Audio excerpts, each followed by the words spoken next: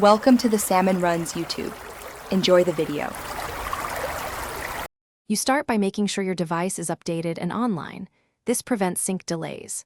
Once done, open Settings and tap the Apple ID banner at the top. That's your shortcut to iCloud. If you aren't signed in, sign in now using your Apple ID and password so iCloud options appear. This step is essential because the account name lives behind your signed in Apple ID. Without signing in, you can't view or change the iCloud name.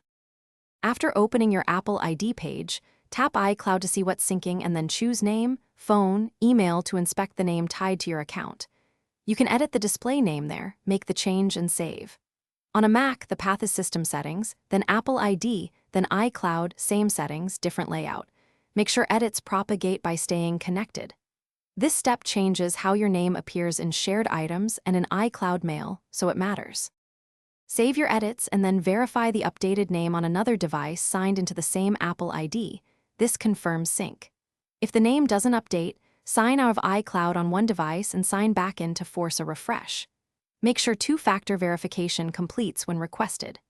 Troubleshooting tip: if changes still fail, go to your Apple ID account page or Apple settings on the web to confirm the name there, then restart the device and try again. Thanks for watching. Consider subscribing if we helped you.